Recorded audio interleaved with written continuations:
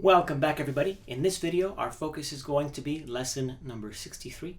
And in lesson number 63, I want to take a bit of a different approach to what we're looking at. So let's begin.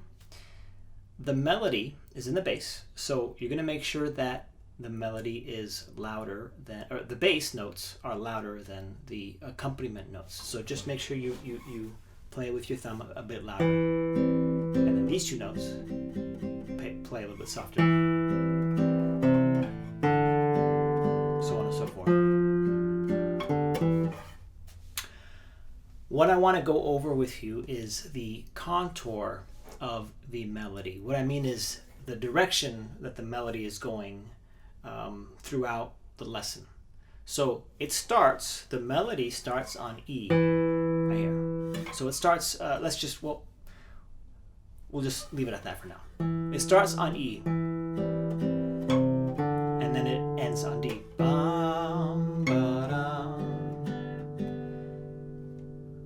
After that, after those three notes in the melody, it goes to F.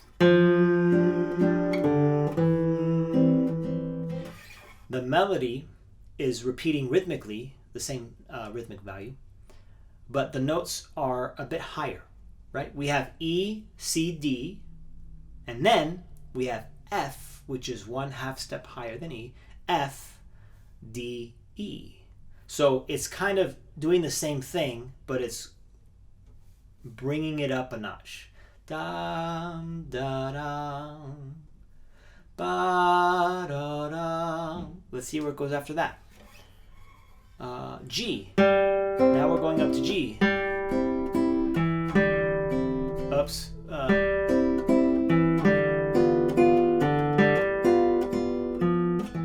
So it reaches G and it plateaus on G. Da, da, da, da, da, da, da. It stays on G, and that's the highest point of the melody. So let's think about this. We have a melody that starts, let's just say here, and then it moves up a notch here, and then it moves up again, and it plateaus here.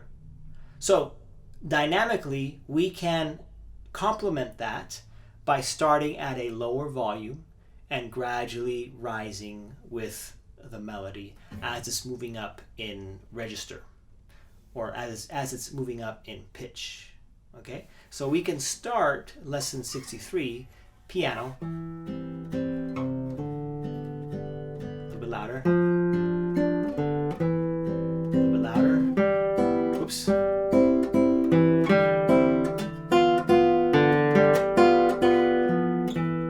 And then it comes down, so we back off again. And then it starts over, so now we go back down. Brings it up.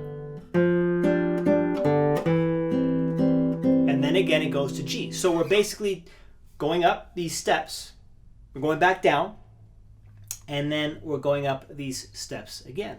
So at the end, the last four measures, oops. It goes up to an A. Am I playing the right note? Yeah, it just sounds weird because I'm playing it so slowly.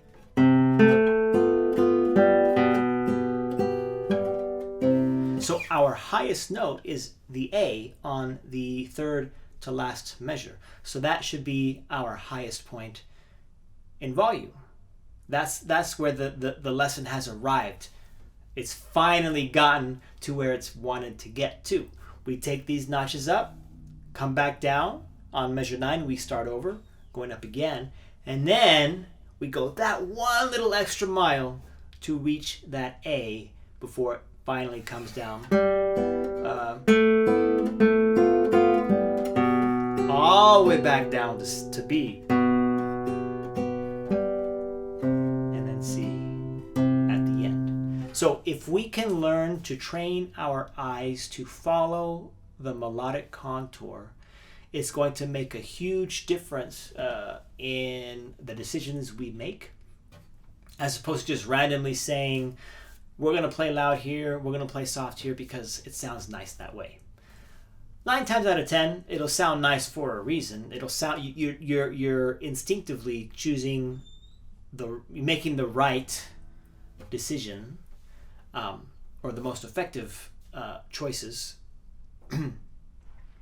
But every once in a while, well, I should say, it's always good to know musically on the page what's happening, so that the decisions you make, are for a fact going to be effective in portraying what you want to portray in the lesson. Okay, so that is my take on lesson 63. You've heard it a number of times through my demonstrations. Just make sure the melody is loud. Since it is in the bass, we're going to bring the thumb out a little bit more. These come down. I mentioned that in the beginning of the video. Any point in time you have a bass string that is open, make sure that the note that you play next, after you play the next note, you return to that open string to stop it from ringing. It does happen on measure 8, measure 7, going into measure 7. In measure 6, you have a D as an eighth note, and then a G immediately following. So you want to make sure you stop that D once you get to G. Also, rhythmically, I want to go over that dotted chord note. We are in a time signature of 2/4. So in the bass, you have a dotted quarter note, which is going to be 3/8 notes. 1 and 2. And then the final note, or the final count, is going to be and. 1 and 2 and.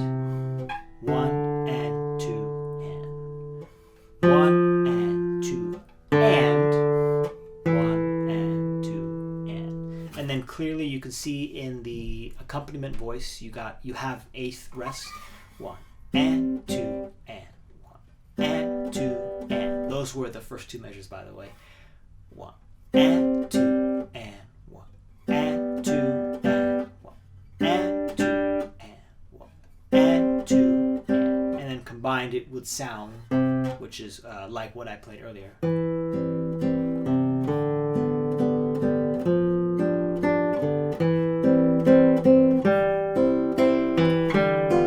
So on and so forth.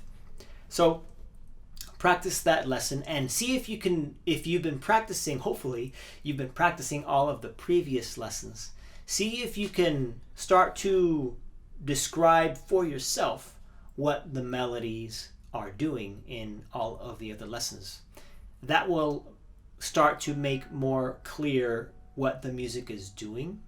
And again, I've mentioned this already a couple of times, it's going to help us make more rational decisions, and the decisions we make will make our playing more effective to the listener. All right, so that concludes this video. I'll see all of you in lesson 64.